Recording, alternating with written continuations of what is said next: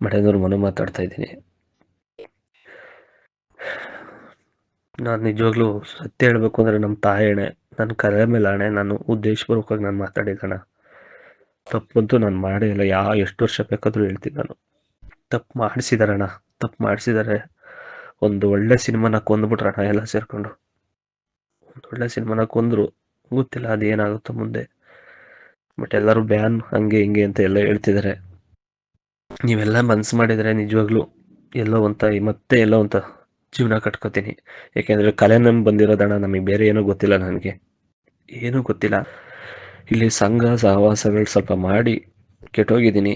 ಇನ್ನು ಮುಂದಕ್ಕೆ ಯಾರ ಸಹವಾಸ ಬೇಡಣ್ಣ. ನಾನು ನೆಮ್ಮದಿಯಾಗಿ ಜೀವನ ಮಾಡ್ತೀನಿ. ನನ್ನ ಕಲೆ ಏನು ನಂಬ್ಕೊಂಬಂದೆ ಅದನ್ನೇ ನಂಬ್ಕೊಂಡು ಜೀವನ ಮಾಡ್ತೀನಿ.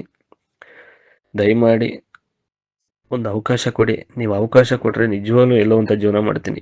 ಏಕೆಂದರೆ ನಾನು 16-17 ವರ್ಷದಿಂದ ಜೂನಿಯರ್ ಆರ್ಟಿಸ್ಟಾಗಿ ಮಾಡ್ಕೊಂಡು, ಊರಲ್ಲಿ ಜಮೀನು ಕೆಲಸಗಳು ಮಾಡ್ಕೊಂಡು, ಒಂದಿಷ್ಟು ರಿಯಾಲಿಟಿ ಶೋಗಳು ಮಾಡ್ಕೊಂಡು ಬಂದವನು. ಇಷ್ಟು ಕಷ್ಟಪಟ್ಟರು ಯಾರೂ ನಮ್ಮ ಗುಂಡಿ ನಾವು ತೋಡ್ಕೊಳ್ಳಲ್ಲ. ಇದು ನನ್ನ ಕೆಟ್ಟ ಟೈಮಿಗೆ ಇದೊಂದಾಗಿದೆ. ನೀವೆಲ್ಲ ಕ್ಷಮಿಸಿದರೆ ನಿಜವಾಗ್ಲೂ ಅಣ್ಣ, ನಮ್ಮ ಫ್ಯಾಮಿಲಿ ಎಲ್ಲ ಚೆನ್ನಾಗಿ ನೋಡಿಕೊಂಡು ಮುಂದಕ್ಕೊಂದು ಒಳ್ಳೆ ಬುದ್ಧಿ ಕಲಿತೀನಿ. ತುಂಬ ಬದಲಾಗ್ತೀನಣ್ಣ. ನಿಮ್ಮ ಹೆಸರು ಹೇಳ್ಕೊಂಡು ಎಲ್ಲೋ ಅಂತ ಅನ್ನ ತಿಂತೀನಿ.